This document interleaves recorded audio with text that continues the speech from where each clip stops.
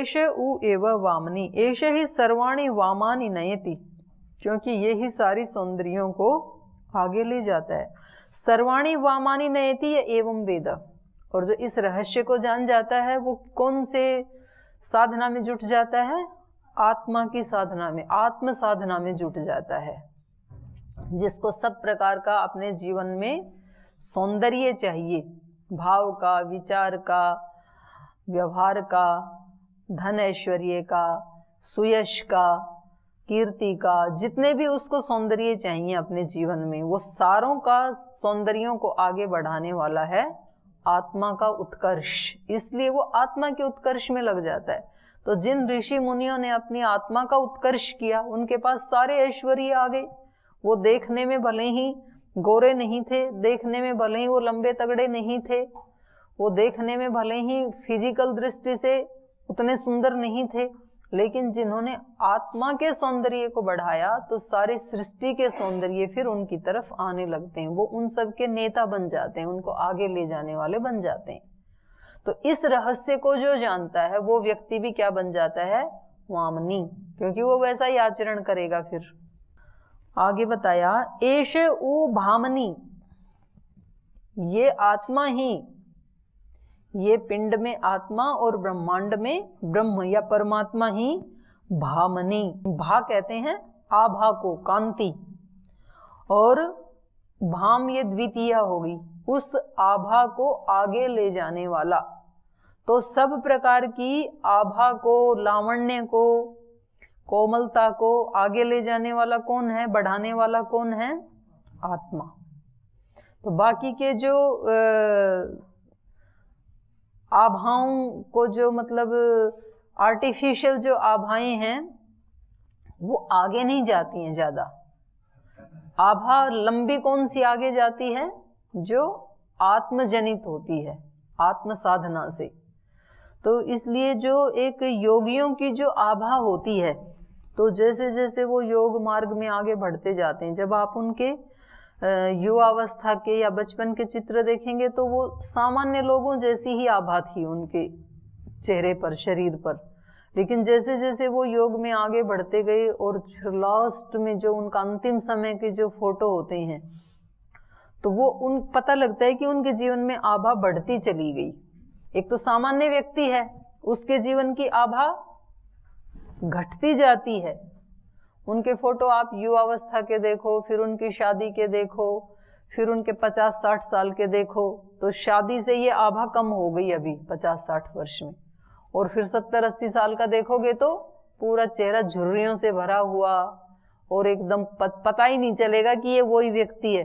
वो फोटो इधर रखो, ये फोटो इधर रखो, तो मालूम ही नहीं पड़ेगा कि ये वही व्यक्ति है। वो कितना सुंदर बच्चा है बचपन वाला, और ये यात्रा यहाँ खत्म हो गई।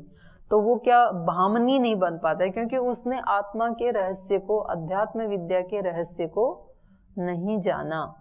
और ये जो दूसरा व्यक्ति है जो योगी है, तो इसके बच्चे वाला चित्र और अंतिम वाला चित्र जब आप ऐसे लाओगे सामने, तो अंतिम वाले चित्र में उससे भी ज्यादा आभा मिलेगी जो बच्चे वाले में थी। तो इससे पता लगता है कि इसने आत्मा के रहस्य को जाना। तो ये आत्मा क्या है? वामनी भी है और भामनी भी है। भामनी एष सर्वेषु लोकेषु भाति, सब लोकों में वो ही आभासित हो रहा है। ये जितने भी लोक लोकांतर आभासित हैं, ये सारी आभा किसकी है? ब्रह्म की। सूर्य, चंद्र, नक्षत्र सब आभासित हो रहे हैं ना एक दिव्य आभा से, तो वो सारी चमक किसकी है? ब्रह्म की। ऐसे ही शरीर में किसी का मस्तिष्क, किसी के दांत, नाखून, हाथ, पैर सब उसमें आभा से युक्त हैं। तो ये भी तो लोक है ना सारे, तो इन सारे लोकों में ये आभा किसकी है? आत्मा की। सर्वेषु लोकेषु भाति ये एवं वेद, जो इस रहस्य को जानता है वो सब लोकों में आभासित होता है। तो ये आंतरिक लोक की भी बात कही जा रही है और बाह्य लोक की बात भी कही जा रही है। तो जो अग्नियों ने जो उपदेश दिया था वो क्या दिया था? बाहर का दिया था ना, कि दिशाओं में वो ही ब्रह्म है, नदियों में, पर्वतों में सब वही है। और इन्होंने किसका दे दिया? पिंड का दे दिया। उन्होंने ब्रह्मांड का उपदेश दिया था, ये पिंड का दे रहे हैं। अथ यदु च एव अस्मिच्छव्यं कुर्वन्ति यदि च न अर्चिषम् एव अभिसंभवन्ति अर्चिषो अह अन्नः आपूर्यमाण पक्षम आपूर्यमाण पक्षात् यत यान षड उदंग इति मासाः और तान मासेभ्य संवत्सरम संवत्सरात् आदित्यम आदित्यात् चंद्रमसम चंद्रमसो विद्युतम तत्पुरुषो अमानवः। तो अब इसको अपने उपदेश को समेटते हुए कह रहे हैं, अथ यद च एव अस्मिन् छव्यम कुर्वन्ति, और जब ये व्यक्ति मर जाता है, श को छह हो रखा है, शव्यम, शव्यम माने शव का संस्कार अर्थात अंतिम संस्कार। शव्यम कुर्वन्ति, जो इस योगी का शव्य किया जाता है, अंतिम संस्कार किया जाता है। तो मृत्यु के समय क्या होता है? यदि च न अर्चिसम एव, और यदि नहीं भी किया जाता है, क्योंकि कुछ मत संप्रदाय ऐसे हैं ना जिसमें जलाया नहीं जाता है, उसको वैसे ही रखा जाता है। साधुओं के शरीर का अंत्येष्टि नहीं की जाती है, कुछ संप्रदायों में कुछ में की जाती है। तो कहा अथ यदु च एवं अस्मिन् छव्यम कुर्वन्ति यदि च न, और ये नहीं भी करते हैं। तो इससे पता लगता है कि उस काल में भी ये दोनों ही ऑप्शन थे, उपनिषद काल में भी। तो एक ज्यादातर साधुओं का जो है उसको उसमें रखा जाता है, शरीर को समाधि बना के, और उसका प्रयोजन ये बताया जाता है, उसका मतलब साइंटिफिक ये बताया जाता है कि उसने ना उसको ब्रह्म की आभा को इतना अवतरित किया कि वो उसके रोम रोम में, कण कण में भी मतलब वो अवतरित हो गई। और अब इसको आप किसी उसमें बॉक्स आदि में रखोगे ना, तो भी उसके जो परमाणु है वो कई वर्षों तक, शरीर से आत्मा जाने के बाद भी कई वर्षों तक वो वहां पर रहता है। आभा उसकी मतलब वो दिव्यता रहती है उसके एक एक सेल्स की दिव्यता कई वर्षों तक नष्ट नहीं होती है। तो जो उसकी समाधि के पास जाएंगे उसको उसका वो मिलेगा, प्रभाव मिलेगा दिव्यता का। तो ऐसा सोच करके कुछ उसको नहीं जलाते हैं और कुछ में तो जलाते हैं। तो इन्होंने कहा कि ये जो इसका शव्य किया जाता है और नहीं भी किया जाता है, तो उसमें उसकी ज्योति का स्वरूप बता रहे हैं। अर्चिसम एव अभिसंभवंती, वो तो ज्योति स्वरूप ही होता है। योगी शरीर छोड़ता है ना, तो वो ज्योति स्वरूप, ज्योति को उसने अपनी आत्म ज्योति को इतना बढ़ा लिया और फिर ब्रह्म ज्योति में लीन होता है। तो कह रहे हैं अर्चिसम एव अभिसंभवंती, वो ज्योति स्वरूप ही दोनों अवस्थाओं में ज्योति स्वरूप को ही प्राप्त होता है। जलाएं तो भी ज्योति स्वरूप को प्राप्त हो ही गया, फिर तो अग्नि तो ज्योति है ना, तो ज्योति में ज्योति मिली गई शरीर की। और नहीं भी जलाते हैं तो भी वो ज्योति स्वरूप ही हो जाता है। अर्चिसम एव अभिसंभवंती, अर्चिष अग्नि स्वरूप से अहन, अहर, अहर माने दिन, माने ज्योति उसकी बढ़ती जाती है। पहले ज्योति से उसका संपर्क हुआ, फिर वो ज्योति इतनी बड़ी जितनी एक पूरे दिन की ज्योति होती है। पूरे दिन की ज्योति मतलब प्रकाश, एक दिन का प्रकाश, एक दिन का जो प्रकाश है उसको प्राप्त करता है अहना। और एक दिन के प्रकाश से फिर आपूर्यमाण पक्षम, फिर 15 दिन के प्रकाश को वो प्राप्त होता है।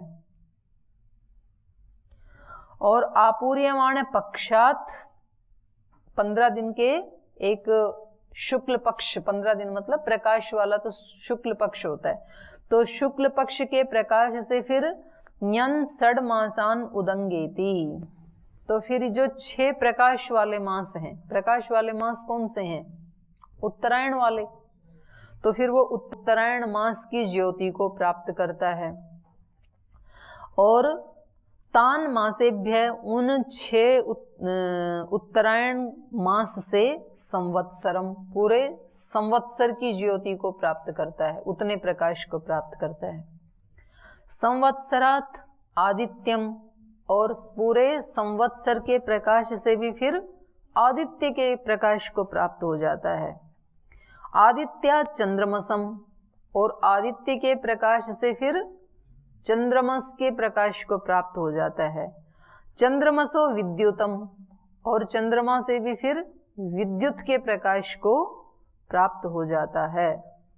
तत्पुरुषो अमानवः, और कहते हैं उसके बाद ये जो पुरुष था, जीवात्मा था, ये फिर मानव नहीं रहता है। इसकी ज्योति फिर उस परम ज्योति में मिलकर के वो अमानव हो जाता है। अमानव माने मोक्ष को प्राप्त हो जाता है। वो ज्योति बढ़ते बढ़ते कैसे लीन हो गई, परम ज्योति में लीन हो गई, फिर ये अमानव हो गया, माने ब्रह्म में लीन हो गया। फिर ये अब इसकी आत्मा का अलग से अस्तित्व नहीं रहा, उस ब्रह्म में ही लीन हो गया, मोक्ष को प्राप्त हो गया। तो ये उपदेश है जो इन्होंने बताया। अब आगे सृष्टि यज्ञ और आत्म यज्ञ ये बता रहे हैं। सृष्टि में भी यज्ञ चल रहा है, वहां तो ब्रह्मा यज्ञ कर रहा है, और यहाँ शरीर में आत्म यज्ञ चल रहा है, यहाँ मन यज्ञ कर रहा है। मन को यजमान माना है यहाँ पे। और ये वाणी आदि जो है ये क्या है, अध्वर्यु आदि हैं। यज्ञ में एक तो ब्रह्मा होता है, ब्रह्मा बोलता नहीं है, और जो अध्वर्यु होता उद्गाता, अध्वर्यु होते हैं यजुर्वेद के, और होता होते हैं ऋग्वेद के, और सामवेद वाले होते हैं उद्गाता। 3 प्रकार के ऋत्विक होते हैं। सामवेद की ऋचाओं का जो मंत्र पाठ करेंगे वो उद्गाता, और ऋग्वेद की ऋचाओं का जो मंत्र पाठ करेंगे वो होता, यजुर्वेद के मंत्रों का पाठ करेंगे वो अध्वर्यु। तो ये 3 प्रकार के ऋत्विक होते हैं। चौथा होता है ब्रह्मा, वो बोलता नहीं है, मौन रहता है। कुछ ऋचाएं हैं उनकी, अंतिम जो ऋचाएं हैं सामीधेनी ऋचाएं होती हैं, तो जब तक वो ना बोली जाएं तब तक वो मौन रहता है। मान लो बीच में किसी ने कोई त्रुटि की बोलने में, तो वो वहीं के वहीं नहीं रोकता है उनको कि आप गलत बोल रहे हैं, वो नोट कर लेगा। फिर सामीधेनी कुछ ऋचाएं होती हैं, तो जब उनकी आहुति दे दी जा चुकी होती है और पूर्ण आहुति हो जाती है, तब फिर ब्रह्मा दक्षिण अग्नि के पास उनको बिठा करके और फिर उनको बताएगा कि आपने आज यहाँ त्रुटि कर दी थी। और जब वो त्रुटि कर रहे होते हैं तब वो अपने मन में उसका शुद्ध उच्चारण करके उनको ठीक कर लेता है, मन से ही। बीच में उनको नहीं टोकता है, बल्कि वो अपने मन से ही उनका शुद्ध उच्चारण करके यज्ञ को भी खंडित नहीं होने देता है। और ऐसे ही सृष्टि में भी, सृष्टि में ये मनुष्य कहीं कुछ उल्टा पलटा करता है तो ईश्वर बोलता तो नहीं है कि तुम इसको खंडित कर रहे हो मेरे सृष्टि यज्ञ को, बल्कि वो मौन रहते हुए ही कुछ ऐसा विधान करता है कि अपने सृष्टि को भी बनाए रखता है, इसको भी खंडित नहीं होने देता है, और इस मनुष्य को बीच में इसकी स्वतंत्रता को भी बाधित नहीं करता है। बताता है, इसको प्रेरणा देता है, किसी कार्य को करने से पहले भी बताता है, करने के बाद भी बताता है। तो कभी तो व्यक्ति को कार्य कुछ उल्टा करने से पहले ऐसी प्रेरणा मिलती है कि तू ऐसा मत कर, फिर वो नहीं सुनता है, वो कर देता है, तो एक बार फिर बाद में भी प्रेरणा देता है कि ये तूने ठीक नहीं किया। तो कभी वो पहले वाले की सुन लेता है तो करेगा ही नहीं उल्टा, पहली नहीं सुनी कर दिया आज, तो फिर बाद वाली को सुन लेता है तो फिर आगे नहीं करता है, आज का तो हो गया कोई बात नहीं। और दोनों को भी नहीं सुनता है तो फिर ईश्वर चुप रहते हुए ही उसको उचित दंड दे करके अपने यज्ञ को बनाए रखेगा ईश्वर, तो उसको अपने सृष्टि यज्ञ को खंडित नहीं होने देगा। तो वो इसमें बताया है कि ब्रह्मांड में भी यज्ञ हो रहा है और पिंड में भी यज्ञ हो रहा है। स एनान ब्रह्म गमयति एष देवपथ ब्रह्मपथ एतेन प्रतिपद्यमाना इमं मानवम आवर्तम नावर्तन्ते नावर्तन्ते। तो कहा स एनान ब्रह्म गमयति, वह इन ब्रह्म ज्योतियों को प्राप्त करता है। वो जो मुक्त आत्मा है ना, जिसका पिछले श्लोक में वर्णन किया, वो एनान, तो यहाँ इन ज्योतियों को प्राप्त करता है, माने वो एक जो क्रम बताया था, दिन की ज्योति से फिर वो पक्ष की ज्योति, पक्ष से फिर मास की, मास से संवत्सर, संवत्सर से 6 मास, 6 मास से फिर संवत्सर, संवत्सर से आदित्य, आदित्य से चंद्रमा, चंद्रमा से विद्युत, विद्युत से परम ज्योति। एक तो ये अर्थ है इसका, स एनान ब्रह्म गमयति। और दूसरा है यहाँ एनान मतलब इनको भी, ये इनको भी वहां ले जाता है। किनको? जो अभी मुक्तात्मा नहीं है, तो उस व्यक्ति के जीवन को जब देखते हैं तो उसके जीवन से प्रेरणा लेके ये जो मुक्त हुआ है ये व्यक्ति, तो बाकी अपने अनुकरण करने वालों को, भक्तों को, फॉलोअर्स को, उनको भी ये गमयति, वो ज्ञान कराता है उसका। तो कह रहे हैं एष देवपथ, यही देवपथ है। एष ब्रह्मपथ, यही ब्रह्मपथ है। तो आप वो गाते हैं ना प्रार्थना, देवपथ के पथिक हैं हम, ओम के हम हो चुके हैं, देवपथ के पथिक हैं हम। तो देवपथ कौन सा है? यही है देवपथ। एष देवपथ एष ब्रह्मपथ एतेन प्रतिपद्यमाना इमं मानवम आवर्तम नावर्तन्ते। एष ब्रह्मपथ एतेन प्रतिपद्यमाना, तो इसको जानते हुए, इस पथ को जानते हुए, इमम मानवम आवर्तम नावर्तन्ते, तो ये जो मनुष्य का आवागमन है जन्म मृत्यु वाला, इसको नावर्तन्ते, फिर वो वापस लौट के नहीं आते हैं। इस जन्म मरण के चक्र में दोबारा नहीं आते हैं वो, जिन्होंने इसको जान लिया है। तो ये पूरा हुआ। तो आगे मैं बता रही थी ये सृष्टि यज्ञ का है। फिर एष वै यज्ञो यो अयम पवत एष यन न इदम सर्वं पुनाति यद एष यन्निदं सर्वं पुनाति तस्माद् एष एव यज्ञः तस्य मनश्च वाक्च वर्तनी। एष वै यज्ञ यो अयम पवत, कह रहे हैं यज्ञ किसको कहते हैं? यज्ञ क्या करता है? यज्ञ किसको कहते हैं? यो अयम पवते, जो पवित्र करता है, जो पवित्र करता है उसको यज्ञ कहते हैं। एष है वही यज्ञ यो अयम पवत, पवत मन पवते, आयादेश हो गया। एष है यन्निदं सर्वं पुनाति, कह रहे हैं यही है, ये यज्ञ ही है जो यत यन्निदं सर्वम पुनाति, तो ये चलता हुआ, या गतौ धातु है ना, गत्यर्थक, तो ये यज्ञ चलता हुआ पवित्र करता है। यन, या धातु से फिर क्षत्रिय प्रत्यय करके यन रूप बना, यन निदम, ये चलता हुआ, ये जो यज्ञ है चलता हुआ, मानो यज्ञ में आहुति ही नहीं डाल रहे हैं तो फिर वो पवित्र कैसे करेगा? तो यज्ञ चलता रहेगा तभी तो पवित्र करेगा। तो ऐसे ही सृष्टि में भी, गीता में भी भगवान कृष्ण ने कहा कि मैंने ये सृष्टि कैसे रची है? सहयज्ञ, यज्ञ सहित।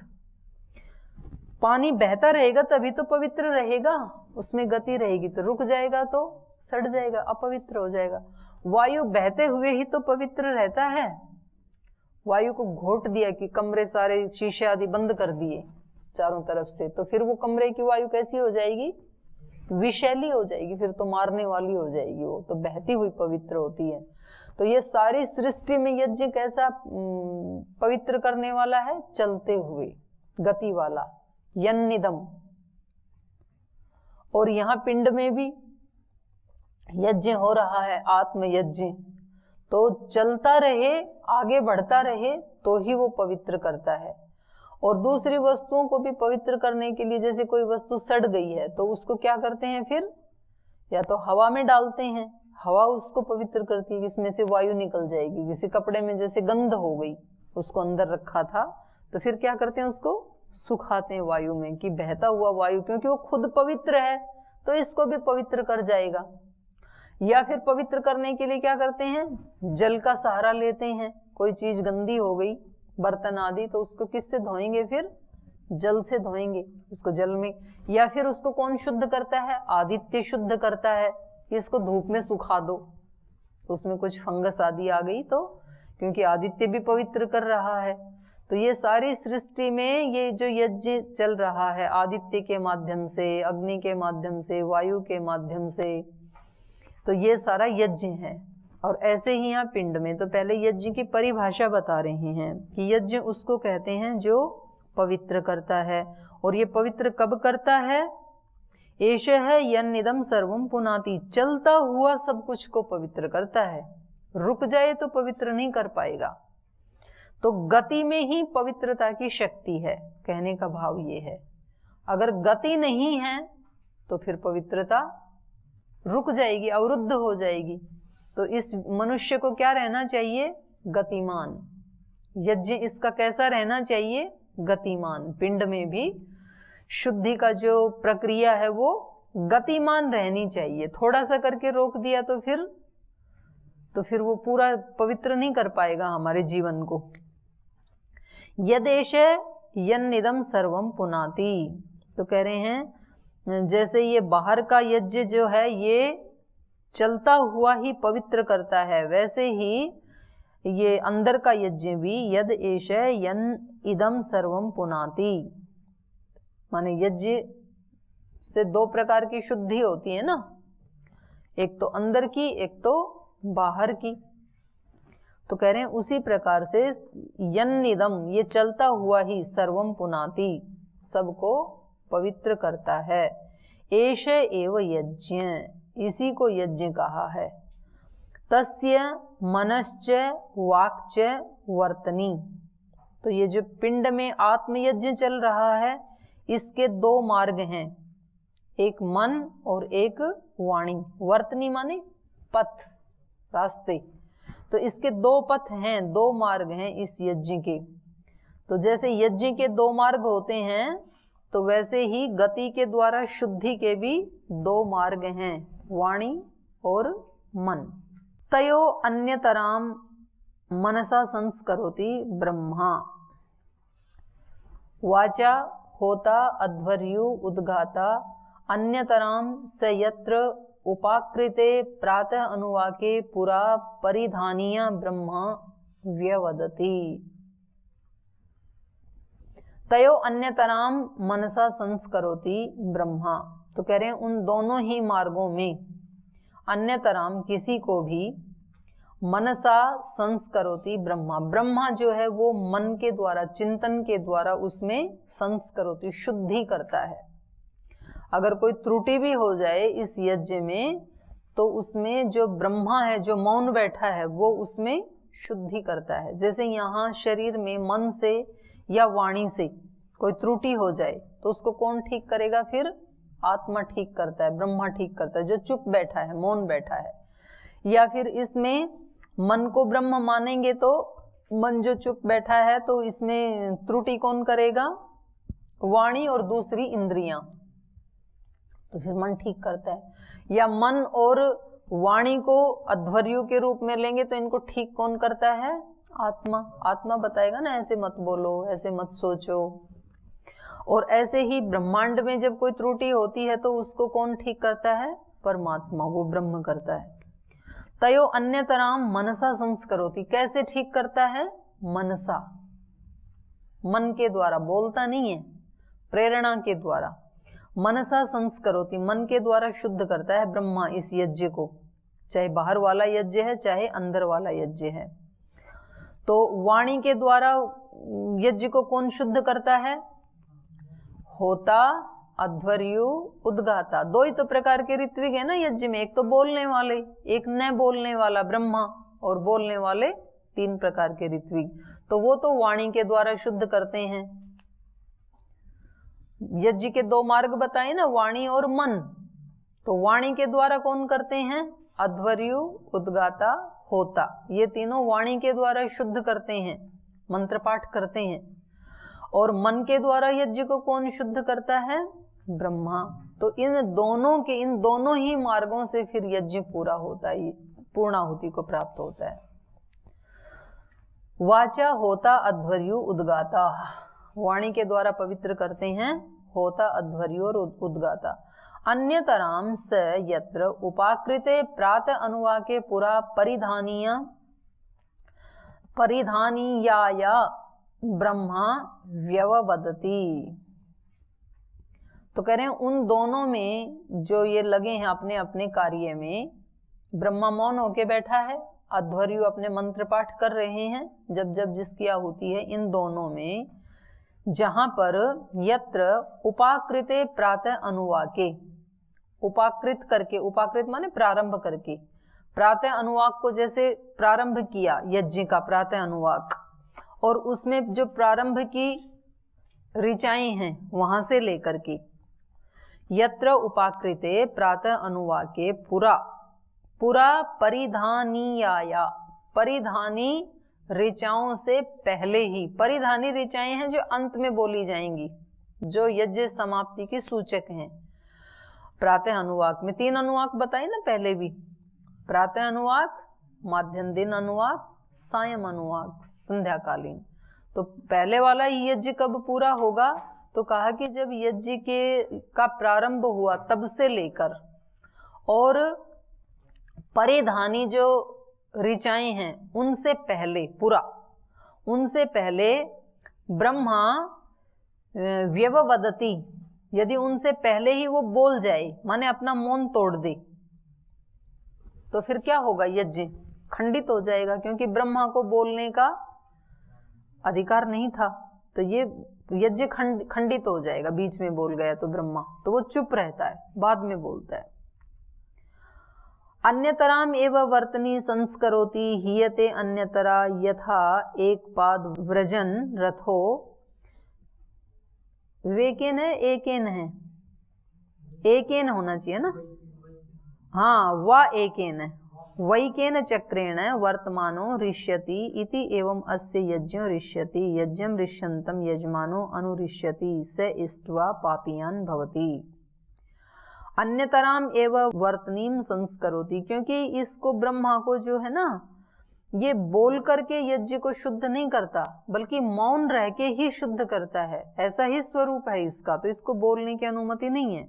अन्यतराम एव वर्तनी संस्करोति, माने बोलने वाले पक्ष को तो बोल के ठीक करना है, लेकिन ब्रह्मा को तो बोल के ठीक नहीं करना है, उसको तो मन वाले पक्ष को ही अपने को स्थिर रखना है। तो अगर ये ऐसा करता है तो अन्यतराम वर्तनी संस्कृति हीयते अन्यतराम, तो ठीक है, उनका बीच में टोक दिया कि भाई ऐसे नहीं ऐसे बोलो, तो एक को तो ठीक कर दिया, लेकिन हीयते अन्यतराम दूसरे पक्ष को तोड़ दिया।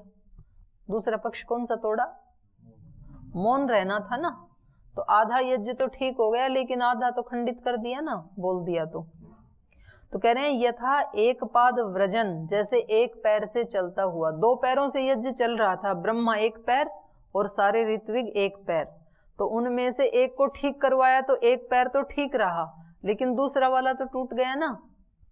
तो कह रहे हैं जैसे एक पैर से चलता हुआ रथोवा एकेन चक्रेण, या कोई रथ जिसका एक चक्र टूट गया, एक पहिए से अब चल रहा है, तो क्या होगा उसमें फिर, वर्तमान है घूमता हुआ, ऋष्यति फिर वो घिसटता है या दुख पाता है, एवं अस्य यज्ञो ऋष्यति, इसी प्रकार इसका यज्ञ भी फिर घिसटता है, पूर्ण नहीं होता यदि ब्रह्मा बोल जाता है तो। माने एक पैर को उसने खुद ही खंडित कर दिया, तो एक पैर से चलने जैसा हो गया, एक रथ से दौड़ने वाले चक्र जैसा हो गया ये यज्ञ। यज्ञम ऋष्यंतम यजमानो अनुऋष्यति, और यदि यज्ञ नष्ट हो गया तो यजमान अपने आप ही नष्ट हो गया, क्योंकि यजमान को तो तभी फल मिलेगा ना जब यज्ञ पूरा होगा।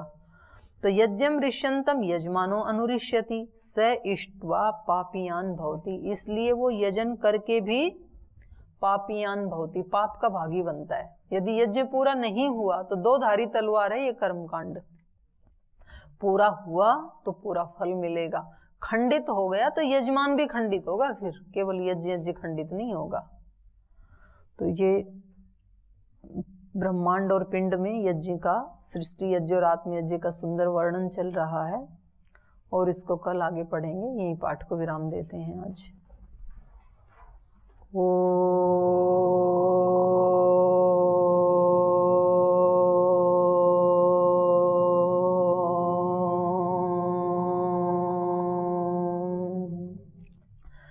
शांति शांति शांति।